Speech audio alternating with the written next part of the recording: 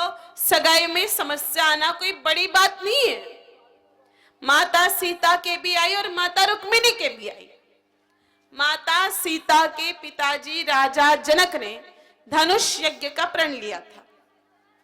और धनुष यज्ञ का प्रण किस लिए लिया, आपको पता है?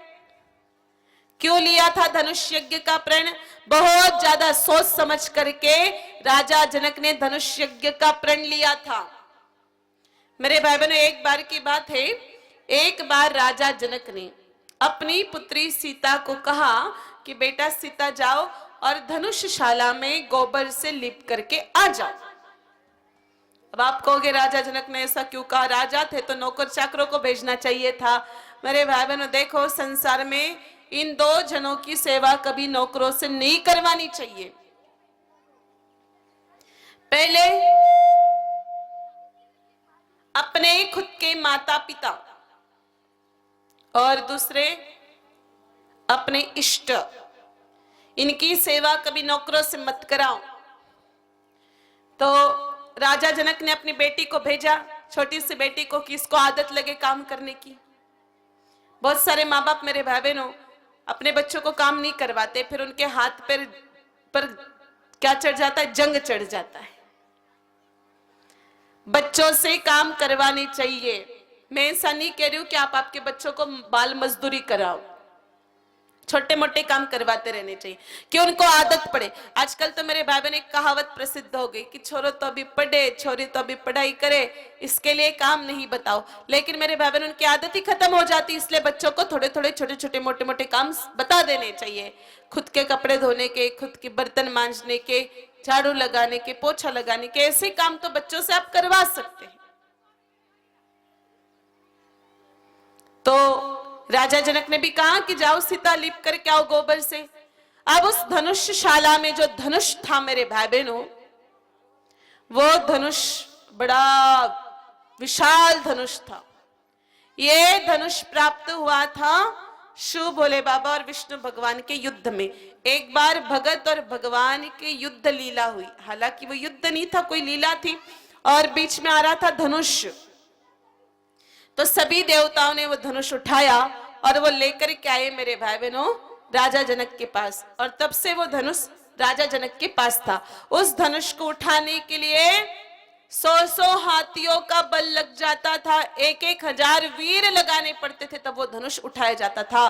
तो माता सीताई धनुषशाला में चारों तरफ से लिप दिया। अब माता सीता देखे कि नीचे तो लिपे कोनी, तो ठीक भी नहीं लगता, तो माता सीता ने वो धनुष उठाया और लिप दिया। अब राजा जनक जब पूजा करने बैठे मेरे भाई बहनों, राजा जनक का ध्यान गया कि धनुष के नीचे भी लिपाई कर रखी है। तो राजा जनक ने पूछा कि सीता, इस धनुष के नीचे क्या लिखा है, किसने लिपा है? माता सीता ने कहा, मैंने लिपा पिताजी। लेकिन राजा जनक को तो विश्वास हुआ नहीं, छोटी सी सीता है। तो माता सीता ने देखा कि मेरे शब्द अभी पूर्ण मेरा काम नहीं कर पा रहे, इसलिए माता सीता ने प्रयोग करके दिखाया। कहा पिताजी ऐसे उठाया, ऐसे लिपा और ऐसे रख दिया। तब राजा जनक ने सोचा कि मेरे घर में कोई शक्ति का अवतार आई है और इसका पति भी कोई तेजस्वी होना चाहिए। अगर ये धनुष उठा सकती तो उसका पति कम से कम उस धनुष पर प्रत्यंजा तो चढ़ाए, ऐसा तो वीर हो ही हो। तब राजा जनक ने संकल्प लिया था कि सीता के साथ वही व्यक्ति विवाह करेगा जो धनुष पर प्रत्यंजा चढ़ाएगा। तब का संकल्प था। और धनुष यज्ञ में मेरे भाई बहन रावण और बानासुर जैसे राक्षस पहुंच गए। माता सीता दुखी हो गई और माँ को जाके प्रार्थना की, हाथ जोड़ी, कहा माँ कुछ भी करके इस धनुष यज्ञ की प्रतिज्ञा को आप बिल्कुल निरस्त करा दो। और प्रार्थना भी की माँ से, क्या कहा? ओ जी माँ सामरी धनुष प्रतिज्ञा थे क्यों राखी सा। ओ जी माँ सामरी धनुष प्रतिज्ञा थे क्यों राखी सा। सपना में मानी परण्या श्री अवध दुलार। सपना में मानी परण्या श्री दशरथ लाल। हो जी मां सामरी धनुष प्रतिज्ञा थे क्यों राखी सा। ओ जी मां सामरी धनुष प्रतिज्ञा थे क्यों राखी सा। सपना में माने परण्या श्री अवध दुलार। सपना में माने परण्या श्री दशरथ लाल।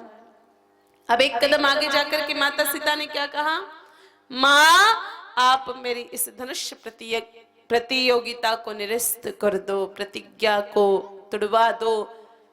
मां से प्रार्थना की, ओ जी मां सामरी धनुष प्रतिज्ञा अब थे तोड़ो सा।